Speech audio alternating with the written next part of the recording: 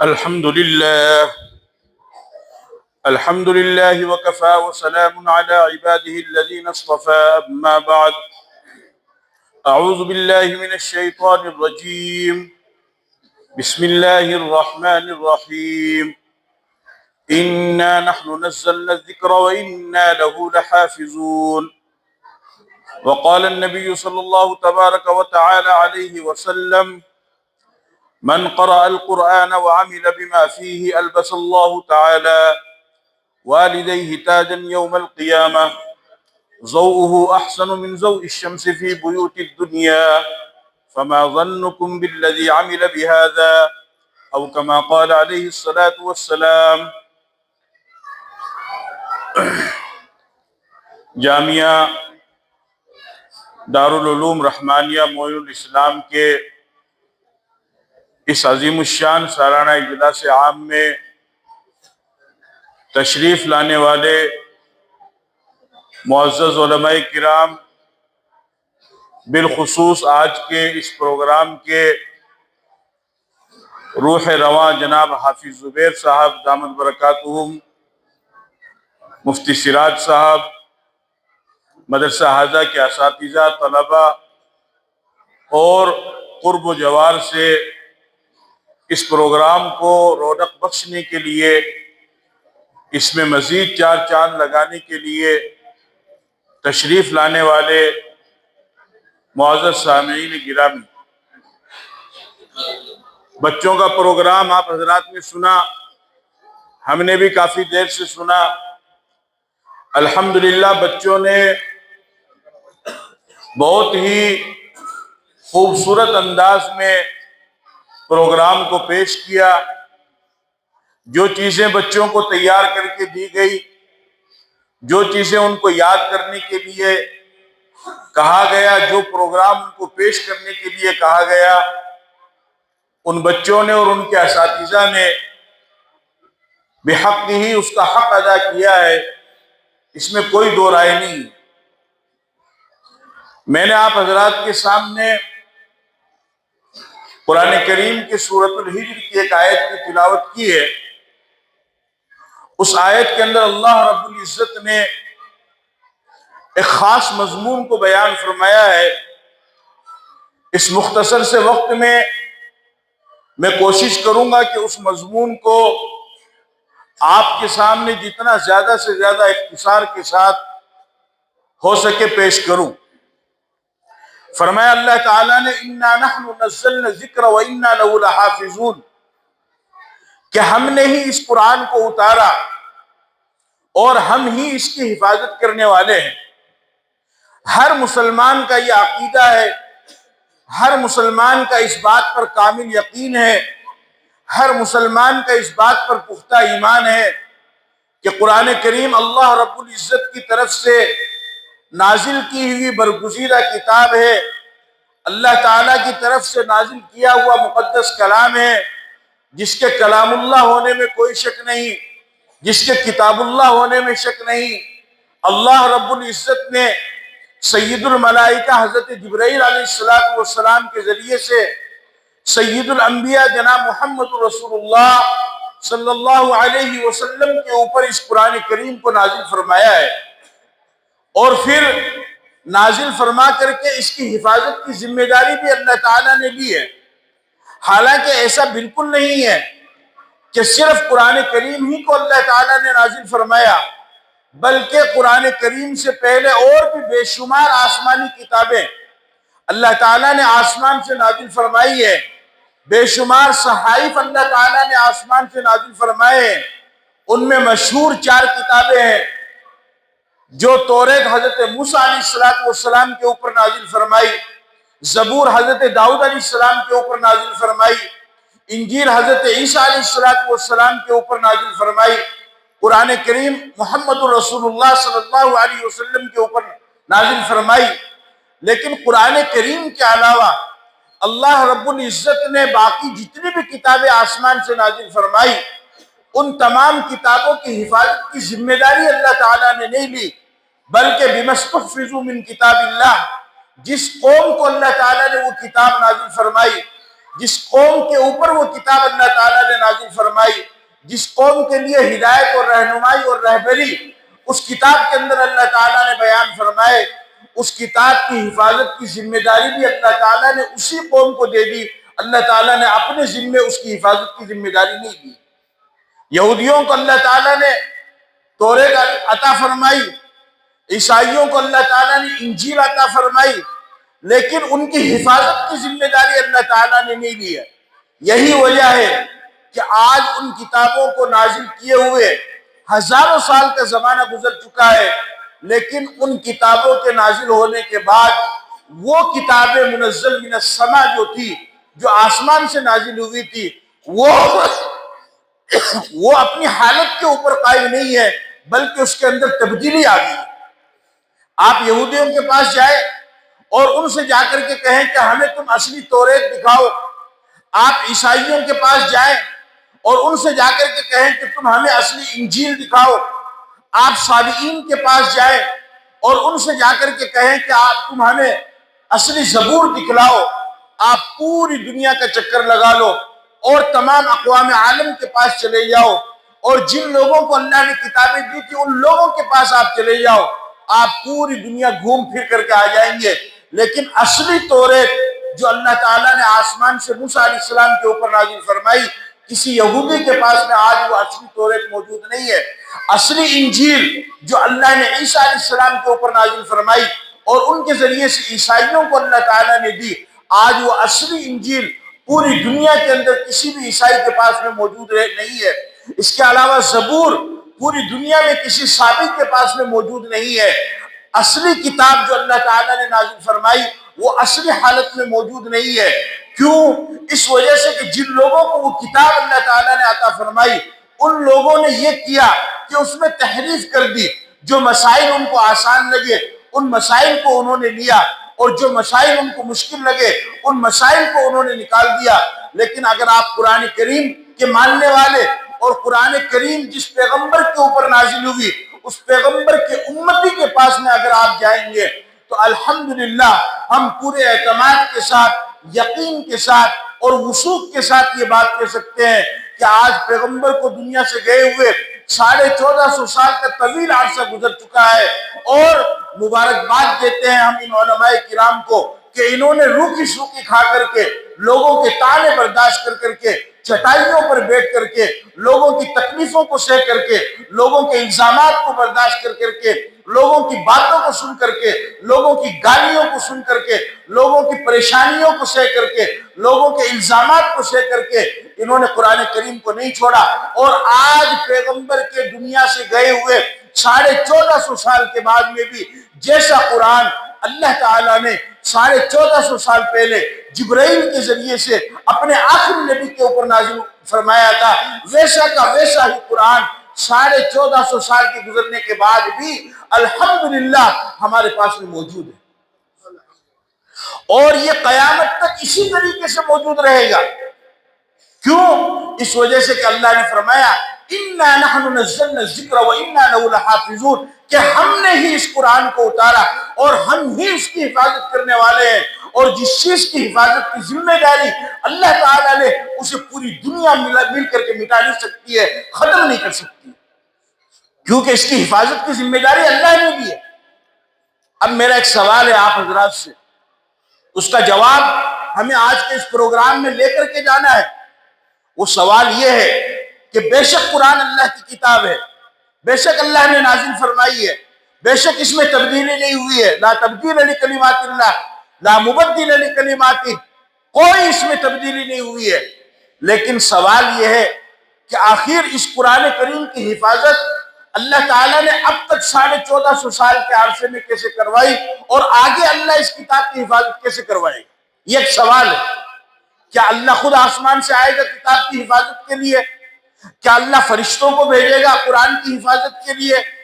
کیا کوئی جنات آئیں گے قرآن کی حفاظت کے لیے؟ کیا سمندر میں سے کوئی مخلوق نکل کر کے آئے گی قرآن کی حفاظت کے لیے؟ کیا کوئی جنگلی مخلوق نکل کر کے آئے گی قرآن کی حفاظت کے لیے؟ کیا کوئی موکل آئیں گے قرآن کی حفاظت کے لیے؟ سوال یہ ہے کہ آخر قرآن کریم کی حفاظت ہوگی تو کس طریقے سے ہوگی؟ اس سوال کا جواب یہ ہے کہ ان میں سے کچھ بھی نہیں ہوگا۔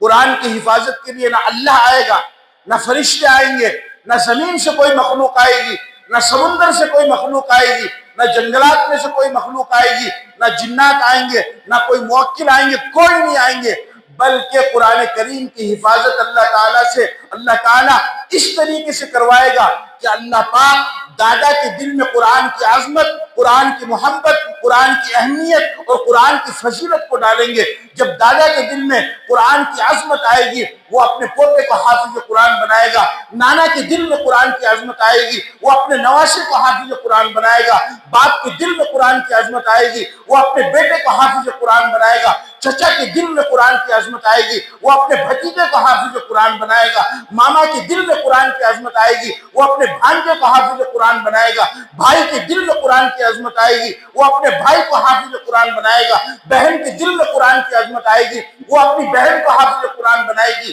ماں کے دل میں قرآن کی عظمت آئے گی، وہ اپنی بیٹی کو حافظ قرآن بنائے گی۔ دادی کے دل میں قرآن کی عظمت آئے گی، وہ اپنی پوتی کو حافظ قرآن بنائے گی۔ دادا کے دل میں قرآن کی عظمت آئے گی، وہ اپنے پوتے کو حافظ قرآن بنائے گا۔ نانی کے دل میں قرآن کی عظمت آئے گی، وہ اپنی نواسی کو حافظ قرآن بنائے گا۔ اس طریقے سے اللہ تعالیٰ لوگوں کے دلوں کے اندر قرآن کی عظمت، قرآن کی اہمیت، قرآن کی فضیلت، قرآن کی عقیدت، قرآن کی محبت کو پیدا کریں گے، اور لوگ اس محبت کے نتیجے میں اس کو کلام اللہ سمجھ کر، اس کو کتاب اللہ سمجھ کر، اس کو اللہ کا کلام سمجھ کر، اس کو اللہ کی کتاب سمجھ کر کے اس کی عظمت کو اپنے دل کے اندر پیدا کریں گے، اور پھر خود بھی حافظ قرآن بنیں گے اور اپنے بچوں کو بھی حافظ قرآن بنائیں گے۔ اور اس طریقے سے اللہ تعالیٰ نے جو قرآن کریم کی حفاظت کا ذمہ لیا ہے، اور اللہ تعالیٰ نے جو قرآن کریم کی حفاظت کا وعدہ لیا ہے، اس طریقے سے قیامت تک اللہ تعالیٰ قرآن کریم کی حفاظت کرواتے رہیں گے۔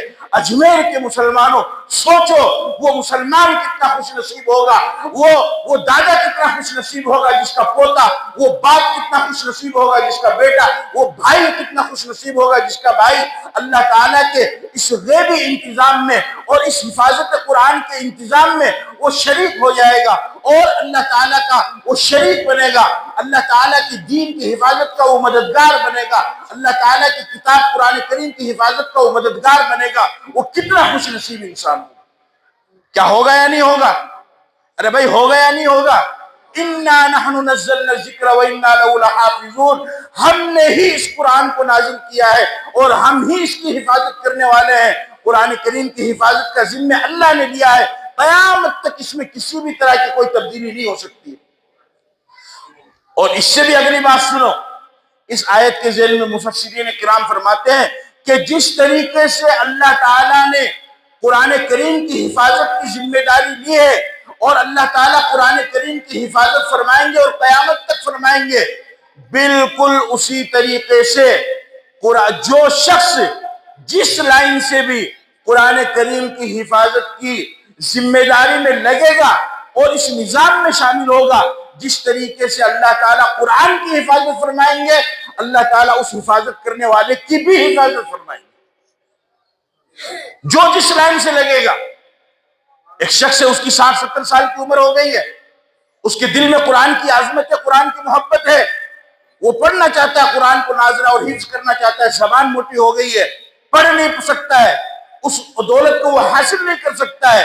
اولاد کو پڑھانا چاہے تو اولاد پڑھنے کے لیے تیار نہیں ہے، وہ بھی محروم نہیں ہے۔ اگر آپ اس دولت کو حاصل کرنا چاہتے ہیں اور اللہ کے اس غیبی انتظام میں شامل ہونا چاہتے ہیں تو جاؤ مدرسہ معین الاسلام کے اندر آؤ اور یہاں کے ذمہ دار سے ملو اور ان سے کہو آ کر کے کہ اللہ نے جو حفاظت کا ذمہ لیا ہے، میں اس کڑی میں شامل ہونا چاہتا ہوں، میں اس خوش نصیب جماعت میں شامل ہونا چاہتا ہوں، میں وہ خوش نصیب فرد بننا چاہتا ہوں کہ قیامت کا دن ہو، میدان محشر ہو، ساری دنیا کے لوگ وہاں پر موجود ہو اور اللہ پاک کو میں یہ کہہ سکوں کہ اللہ، میں تو غفلت کی وجہ سے، سستی کی وجہ سے، ناموافق حالات کی وجہ سے حالات کے ناسازگار ہونے کی وجہ سے میں قرآن کو نہیں پڑھ سکا، لیکن میں نے اپنے خرچے سے مدرسے کے ایک طالب علم کو حافظ قرآن بنایا ہے، 2 طالب علم کو حافظ قرآن بنایا ہے، اس کے خرچے کو میں نے برداشت کیا ہے، اس کے حفظ قرآن میں جو 3 سال کا وقت لگا اور اس میں جو بھی خرچہ لگا اس تمام خرچے کو میں نے برداشت کیا ہے۔ اللہ تعالیٰ جس طریقے سے اس حافظ قرآن کا اکرام فرمائیں گے، اسی طریقے سے اللہ تعالیٰ اس طالب علم کے بوجھ کو اٹھانے والے اور حفظ قرآن میں اس کے نفقہ کو اور اس کے خرچہ کو برداشت کرنے والے اللہ تعالیٰ اس شخص کا بھی اکرام فرمائیں گے، یہ بھی اس میں شامل ہو جائے گا۔ حدیث کے اندر آتا ہے، نبی پاک صلی اللہ علیہ وسلم نے ارشاد فرمایا، من قرأ القرآن وعمل بما فيه البس اللہ تعالی والدیہ تاجا یوم القیامہ ضوءه احسن من ضوء الشمس في بیوت الدنیا فما ظنکم بالذی عمل بهذا۔ آپ علیہ السلام نے فرمایا کہ جس نے قرآن کو پڑھا اور اس پر عمل کیا، اللہ تعالیٰ اس کے ماں باپ کو قیامت کے دن ایسا روشن تاج پہنائیں گے، ایسا منور تاج پہنائیں گے کہ اس کی روشنی سورج سے بھی زیادہ ہو۔ جب رات آتی ہے تو رات کے اندھیروں کو ختم کرنے کے لیے پہلے تارے آتے ہیں، لیکن تارے کی روشنی ناکافی ہوتی ہے، اس سے رات کی تاریکی نہیں مٹتی ہے۔ پھر تھوڑی دیر گزرنے کے بعد میں چاند آتا ہے، چاند اپنی چاندنی ڈالتا ہے، لیکن اس کی روشنی بھی ناکافی ہوتی ہے۔ اور پھر صبح کے وقت میں سورج نکلتا ہے اور سورج اپنی روشنی ڈالتا ہے، تو سورج کے نکلنے کے بعد دنیا کی لائٹیں بند کر دی جاتی ہیں، شمعیں بجھا دی جاتی ہے، چھوٹی بڑی تمام لائٹوں کو بند کر دیا جاتا ہے، یہ کہہ کر کے کہ اب سب سے زیادہ بڑی روشنی والا سورج وہ نکل چکا ہے، اب دنیاوی چھوٹی لائٹوں کی اور چھوٹی روشنیوں کی اور چھوٹی شمعوں کی ہمیں کوئی ضرورت نہیں ہے، اس لیے کہ سب سے بڑی روشنی والا سورج وہ نکل چکا ہے۔ اللہ کے نبی نے ارشاد فرمایا کہ اللہ تعالیٰ قیامت کے دن جو حافظ قرآن بنا ہے اس کے ماں باپ کو ایسا روشن تاج پہنائیں گے کہ اس کی روشنی اس سورج سے بھی زیادہ ہو۔ پھر آپ نے فرمایا فما ظنکم بالذی عمل بہذا، جو خود حافظ قرآن بنا ہے اس کا کتنا بڑا مقام اور مرتبہ ہوگا۔ فرمایا کہ تم خود اس کے بارے میں سوچو،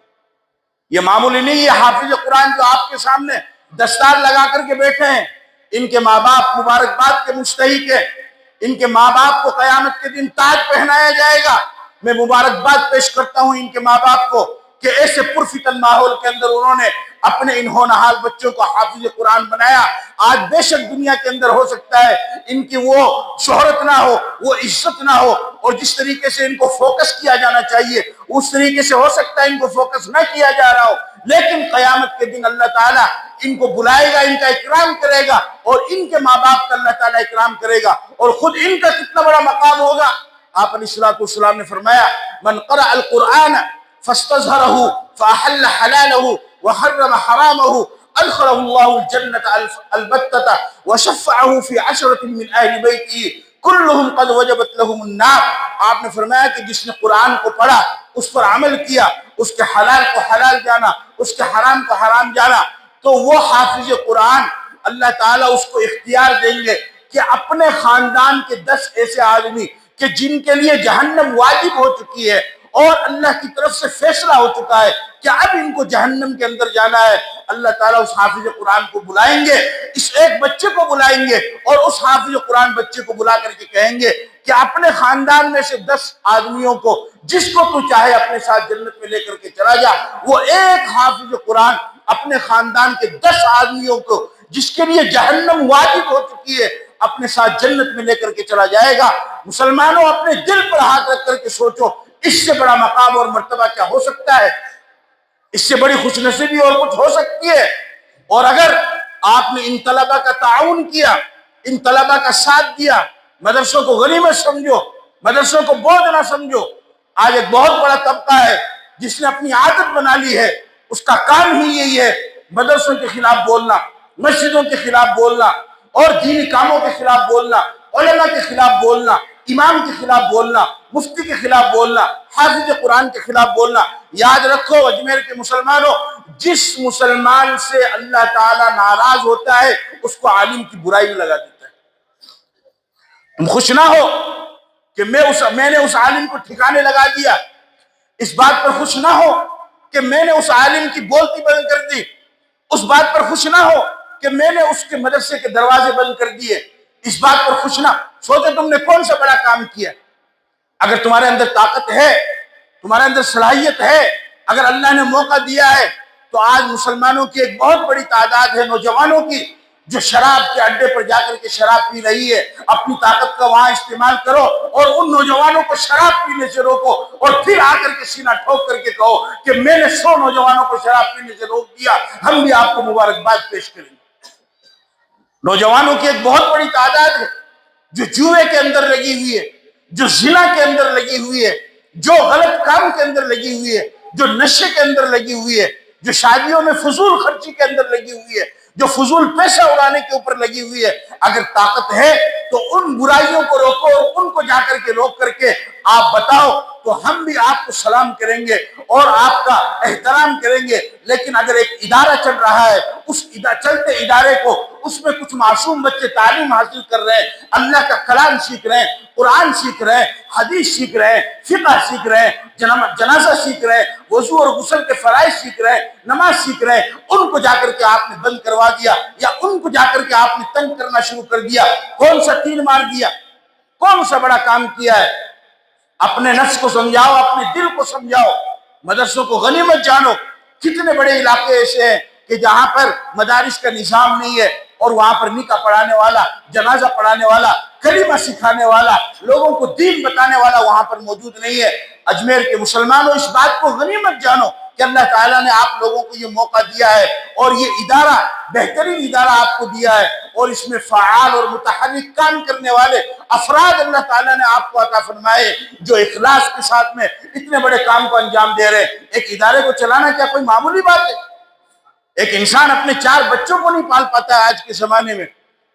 4 بچے ہونے کے بعد اپنی بیوی کا آپریشن کروا دیتا ہے، بلکہ اب تو 2 بچے ہونے کے بعد اپنی بیوی کا آپریشن کرا دیتا ہے، اور یہ کہتا ہے کہ صاحب حالات سازگار نہیں ہے، اور موقع مناسب نہیں ہے، اور روزگار نہیں ہے، اور ہم اپنے 4 بچوں کو نہیں پال سکتے ہیں۔ سوچو، اندازہ کرو کہ ایک مدرسے کا ذمہ دار وہ 50 بچوں کو، 100 بچوں کو پالتا ہے، اور ان کے تمام اخراجات کو برداشت کرتا ہے، ان کی تمام ضروریات کو پورا کرتا ہے۔ صبح ناشتے کا انتظام، دوپہر میں کھانے کا انتظام، شام کو کھانے کا انتظام، اور سردی آ گئی تو گرم بستر کا انتظام، گرمیوں میں کولر اور پنکھے کا انتظام، اور بیمار ہو گئے تو ان کی دوائیوں کا انتظام۔ 100 بچوں کو پالنا، 50 بچوں کو پالنا، 500 بچوں کو پالنا، اور پورے سال تک ان کی ضروریات کو پورا کرنا کوئی معمولی بات ہے؟ کوئی آسان بات ہے؟ کتنے امیر کبیر لوگ ہیں جو اس کام کو انجام دے رہے ہیں، کتنے سلاطین ہیں جو اس کام کو انجام دے رہے ہیں، کتنے بڑے لوگ نواب ہیں جو اس کام کو انجام دے رہے ہیں۔ آسان کام نہیں ہے، جگر کا پتا پانی ہو جاتا ہے، دل اور گردے ہل جاتے ہیں، دماغ کام کرنا چھوڑ دیتا ہے۔ اگر 100 بچوں میں سے معلوم ہو جائے کہ ایک بچہ مدرسے کے باہر چلا گیا، پوچھو حافظ زبیر کو اور حافظ رضوان کو کہ کیا ان کی حالت ہوتی ہے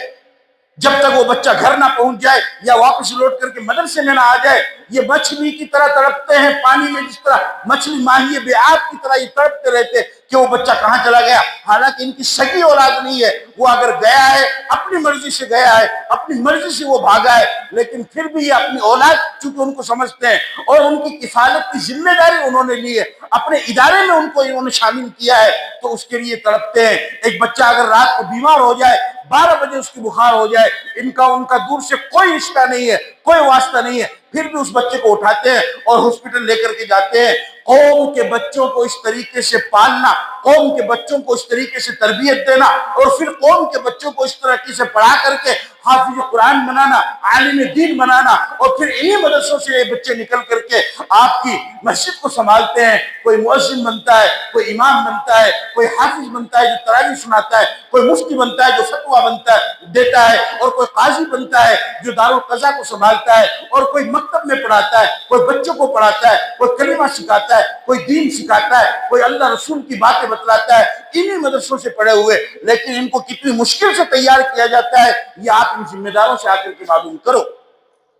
اس وجہ سے میرے بھائی، میں ایک بات آپ کے سامنے عرض کرتا ہوں، نصیحت کے طور پر میری اس بات کو یاد رکھنا اور اپنے پلے باندھ لینا کہ کوئی دیوانہ آیا تھا اور کچھ کہہ کر کے گیا تھا کہ ابھی اس وقت فتنے صرف 20% ہے، آنے والے وقت میں فتنے اور 80% ہوں گے، 100% ہوں گے۔ 20% اس فتنے کے ماحول میں جمعیت علماء ہند کی رپورٹ کے مطابق میں آپ کو بتا رہا ہوں کہ پورے ملک ہندوستان میں تقریباً 8 کروڑ مسلمان بچے ہیں۔ ان 8 کروڑ مسلمان بچوں میں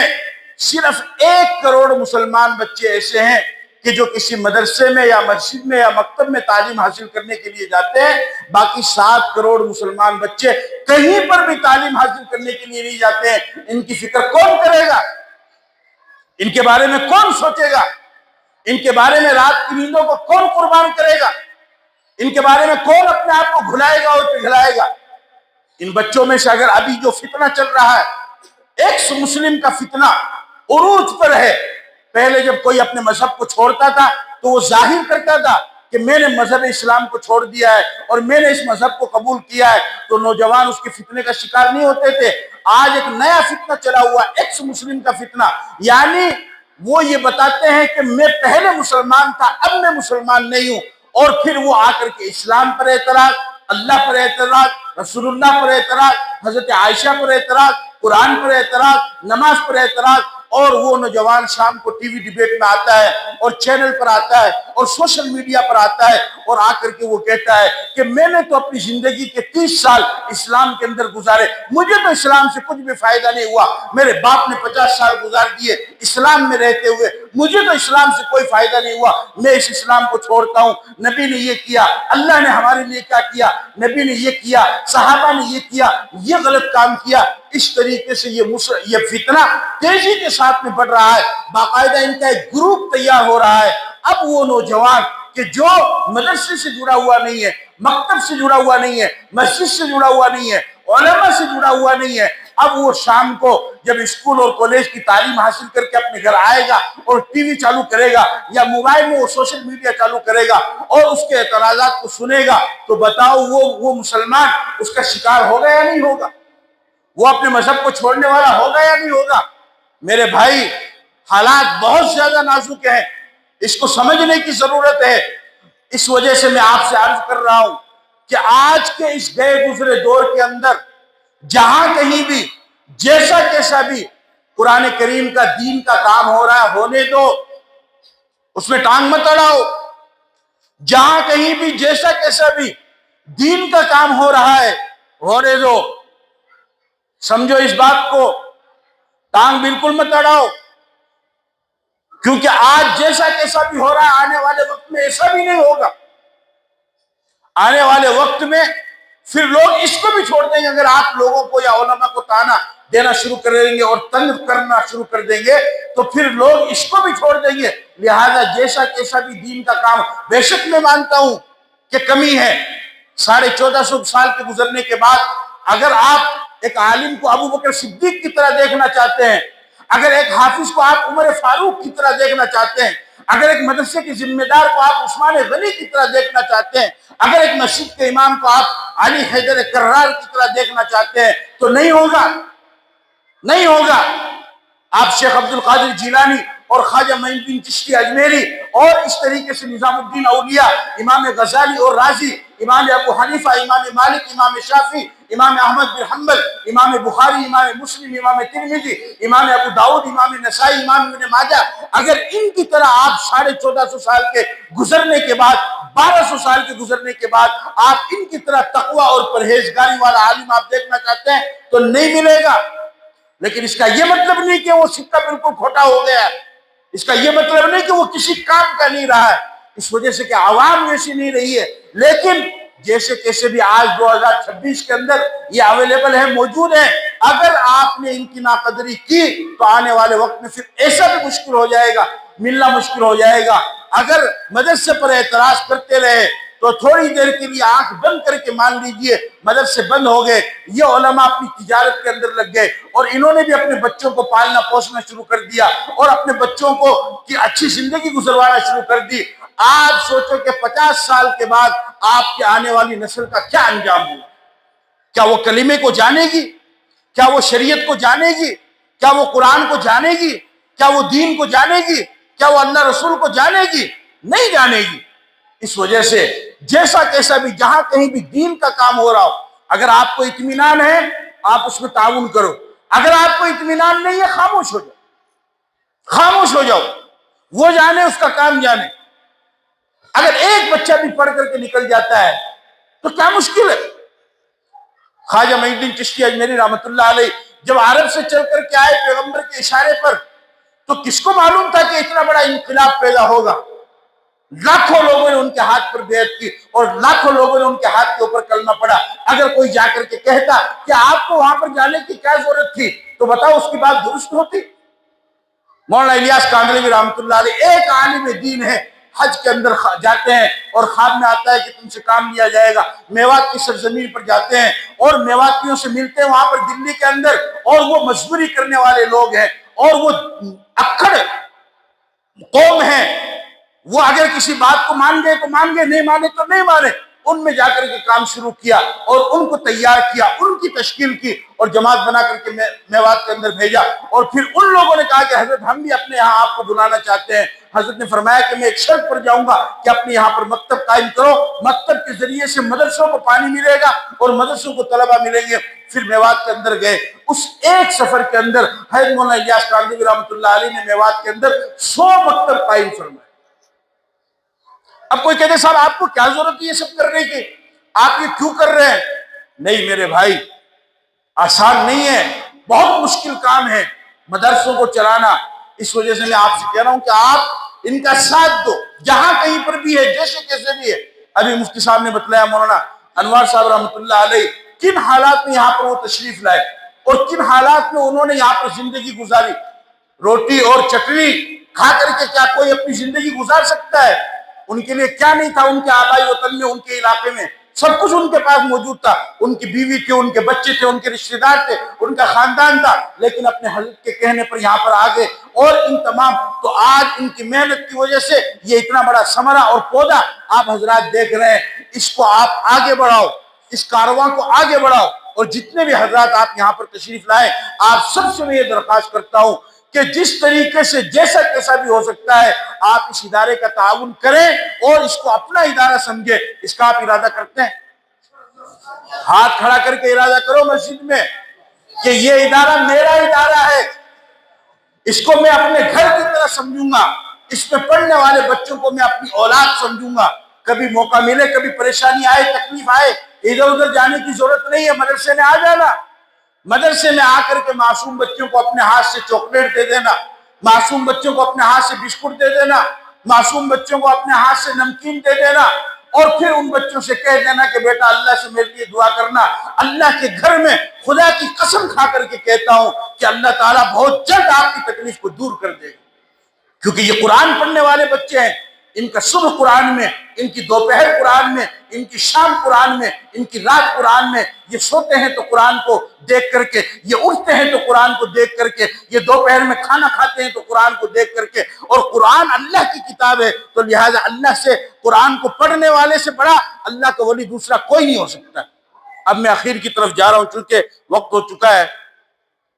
میں ایک شعر آپ حضرات کو سناتا ہوں اور اس میں پھر آپ کو کچھ سمجھنا ہے۔ ساری زندگی بوجھ اٹھایا ایک کیل نے، ساری زندگی بوجھ اٹھایا ایک کیل نے، اور لوگ تعریف تصویر کی کرتے رہے کہ بہت خوبصورت۔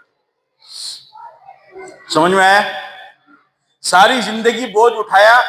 ایک کیل نے اور لوگ تعریف تصویر کی کرتے رہے کہ بہت خوبصورت۔ ایک تصویر ہے، بہترین خوبصورت تصویر کسی بھی چیز کی، وہ لٹکی ہوئی ہے، اور اب جو بھی بندہ آتا ہے وہ کہتا ہے ایسا بھی تصویر تو بہت خوبصورت ہے، آپ نے کہاں سے نکلوائی، کس سے بنوائی، کون سے اسٹوڈیو والے سے، کون سے موبائل والے سے آپ نے کانٹیکٹ کیا؟ تو جو بھی بندہ آتا ہے وہ اس تصویر کی تعریف کرتا ہے، لیکن اصل میں تعریف کے لائق وہ تصویر نہیں ہے، اصل میں تعریف کے لائق وہ کیل ہے جس نے اس تصویر کے بوجھ کو اٹھا رکھا ہے۔ اگر وہ کیل وہاں سے ہٹ جائے تو بتاؤ تصویر اپنی جگہ پر باقی رہے گی؟ بولو بھائی، نہیں رہے گی نا۔ تو اصل میں وہ کیل ہے جس نے اس تصویر کے بوجھ کو اٹھا رکھا ہے۔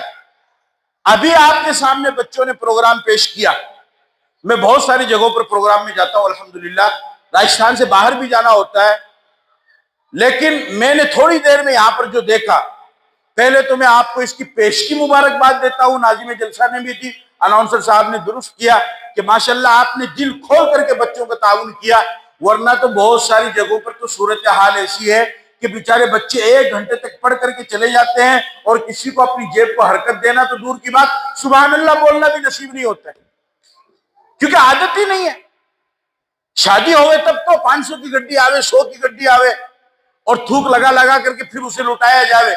ایک گانے پہ الگ، یہ اس گانے پہ 2000 لٹانے، دوسرے گانے پہ 2000 لٹانے، تیسرے گانے پہ 2000 لٹانے، چھت پہ سے لٹانے، نیچے سے لٹانے، اوپر سے لٹانے، ایسی محفلوں میں۔ لیکن آپ حضرات نے الحمدللہ دل کھول کر کے تعاون کیا، بچوں نے جو پروگرام آپ کے سامنے پیش کیا یہ کوئی معمولی بات نہیں۔ اگر میں آپ میں سے کسی کو کہہ دوں کہ صاحب آپ اٹھ کر کے یہاں پر آؤ، صرف 2 منٹ آپ ایک اعلان کر دو کہ صاحب کل جو ہے مدرسہ معین الاسلام میں سالانہ پروگرام ہے اور فلاں حضرت مفتی سراج صاحب تشریف لائیں گے اور آپ کو کل آنا ہے، صرف اتنا کہوں تو یہ بھی آپ نہیں کر پائیں گے، اس لیے کہ سامنے مجمع دیکھ کر کے لوگوں کی حالت خراب ہو جاتی ہے، اور ہم بھی جو بول رہے ہیں یا علماء بھی جو تقریر کرتے ہیں وہ یوں نہیں کرتے ہیں۔ مدرسوں کے اندر جمعرات کے دن مغرب کے بعد میں باقاعدہ انجمن ہوتی ہے، اس میں استاذ کو نگراں بنایا جاتا ہے، ذمہ دار بنایا جاتا ہے اور بچوں سے تقریر کروائی جاتی ہے، تو وہاں پر بچے وہ تقریر سیکھ کر کے پھر آپ کے پاس آ کر کے اس لائق ہوتے ہیں کہ وہ آپ کے سامنے اللہ رسول کی بات کر سکیں۔ اب بچوں نے آپ کے سامنے پروگرام پیش کیا، ماشاءاللہ آپ نے ان کی خوب حوصلہ افزائی کی اور بہترین حوصلہ افزائی کی، اس کے لیے آپ مبارکباد کے مستحق ہیں۔ لیکن میرا سوال یہ ہے، کیا ان بچوں نے جو پروگرام آپ کے سامنے پیش کیا انہوں نے خود بخود یاد کر لیا، یا حافظ زبیر صاحب کے پاس کوئی ایسی جادو کی چھڑی ہے کہ اس چھڑی کو پھرایا، کوئی ایسا تعویذ ہے کہ اس کو گھول کر دیا، انہوں نے پیا اور راتوں رات ان کو تقریر بھی یاد ہو گئی اور وہ جناب کو بسم اللہ بھی یاد ہو گئی، جو بھول گئے تھے مکالمے بھی یاد ہو گئے، تلاوت بھی یاد ہو گئی، نعتیں بھی یاد ہو گئی؟ ایسا نہیں ہے۔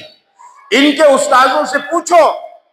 1 مہینہ 2 مہینے سے وہ لگاتار ان کے پیچھے محنت کر رہے ہیں،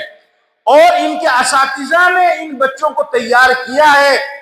ان کے اساتذہ نے ان بچوں کو تیار کیا ہے، انہوں نے محنتیں کی ہے، کوشش کی ہے، تب جا کر کے یہ بچے تیار ہوئے ہیں۔ تو لہٰذا اگر آپ نے ان بچوں کی حوصلہ افزائی کی تو آپ نے تصویر کو تو دیکھا، لیکن جن استاذوں نے ان بچوں کو تیار کیا ہے، جس کیل نے اس بوجھ کو اٹھا رکھا ہے، اس کو کون دیکھے گا؟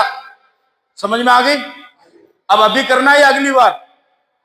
چلو میرا کام تھا سمجھانا، چونکہ وقت کم ہے، میں نے تو آپ کو بتا دیا، بات کیا بتانے سے سمجھ میں آتی ہے، میں نے بتا دیا ہے، تو اگلی بار کی ضرورت نہیں، نیکی کر دریا میں ڈال اور فوراً کر۔ تو اگر ارادہ ہو بھی تو حافظ زبیر صاحب سے مل لینا، اور اسی طریقے سے یہ اس وجہ سے پروگرام منعقد کیے جاتے ہیں کہ مدرسوں کے ادارے کی کوئی ضروریات ہو تو اس کو آپ کے سامنے رکھا جائے، تو آپ بھی ایسے موقع پر تیار ہو کر کے آئیں۔ آپ نے تھوڑا سا تعاون کیا ان بچوں کے لیے، کل قیامت کے دن یہی بچے دیکھیں گے کہ اجمیر میں فلاں حاجی صاحب اور فلاں وکیل صاحب نے میرا تعاون کیا تھا اور میری حوصلہ افزائی کی تھی۔ اللہ ان کو کہے گا 10 آدمیوں کو لے کر کے جاؤ، ہو سکتا ہے کہ یہ بچہ آپ کا ہاتھ پکڑ کر کے آپ کو جنت میں لے کر کے چلا جائے، اس سے بڑی خوش نصیبی کی بات اور کچھ ہو سکتی ہے؟ اور کچھ نہیں ہو سکتی ہے۔ لہٰذا اس وجہ سے میں مبارکباد بھی پیش کرتا ہوں، میری پہلی مرتبہ یہاں پر حاضری ہوئی ہے اور میں دوپہر میں ہی تقریباً یہاں آ گیا تھا، لیکن دوپہر سے لے کر مغرب تک 2-4 طلبہ بھی میرے پاس میں آئے، 2-4 اساتذہ بھی میرے پاس میں آئے، ماشاءاللہ ان کا ادب، انداز گفتگو، انداز تکلم، بات چیت کا انداز، اس نے میرے دل کو لبھایا ہے، مجھے بہت خوشی ہوئی، مسرت ہوئی، اور دل سے یہ دعا نکلی کہ اگر ادب سکھایا جائے تو اس طریقے سے سکھایا جائے، ورنہ بہت ساری جگہوں پر جانا ہوتا ہے وہ اپنے حساب سے لوگ بات چیت بھی کرتے ہیں، کھانا ہے، پانی ہے اور خاطی تواضع ہے وغیرہ وغیرہ، لیکن ماشاءاللہ جتنے لوگ آئے ادب کے ساتھ، احترام کے ساتھ، میں اس کے لیے بھی آپ کو مبارکباد دیتا ہوں کہ ایک گلشن اللہ تعالیٰ نے آپ کو عطا فرمایا، ایک نعمت اللہ تعالیٰ نے آپ کو عطا فرمائی ہے، آپ اس کی قدر کرو اور جان مال سے لگ کر کے اپنا ادارہ اور اپنی ذمہ داری سمجھ کر کے بس اسی کا تعاون کرتے ہوئے دنیا سے چلے جاؤ، تو انشاءاللہ یہ آپ کی دنیا میں کامیابی اور آخرت میں نجات و مغفرت کے لیے کافی ہو جائے گا۔ اللہ تعالیٰ مجھے بھی اور آپ کو عمل کی توفیق عطا فرمائے۔ وآخر دعوانا الحمدللہ رب العالمین۔ کوئی اعلان نہیں گلا ہوا وہ ہمارا پروگرام اختتام پذیر ہو چکا ہے. 100 روپے انعام آئے ہیں تمام بچوں کے لیے، اللہ تعالیٰ قبول فرمائے. اور اس کے بعد فوراً کھانے کا نظم دعا ہوگی، دعا سے کوئی نہ چلے گا، دعا ہوگی اور دعا کے فوراً بعد کھانے کا نظم کیا گیا ہے. اس کے بعد نماز ہوگی. تو میں حضرت مفتی سراج الدین صاحب محمد جامعہ عبداللہ بن عباس صاحب اور حافظ زبیر صاحب محمد جامعہ اسلام صاحب دونوں سے درخواست کرتا ہوں کہ ہمارے مہمان خصوصی کا جو ہم نے مومنٹ کو بنایا ہے اس مومنٹ کو ڈیفینیشن میں وکیل صاحب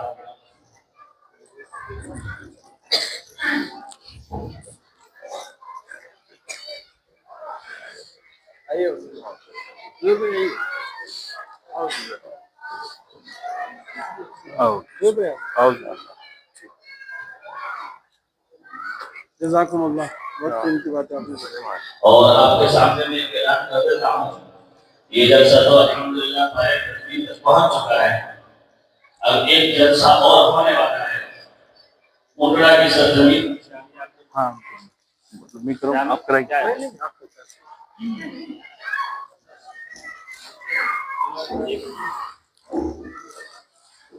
یہ لے لیجیے.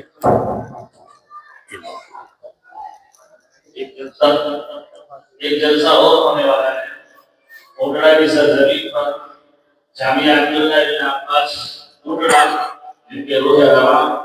جن کے محفل ملازم اور مؤسس سب یہاں موجود ہیں.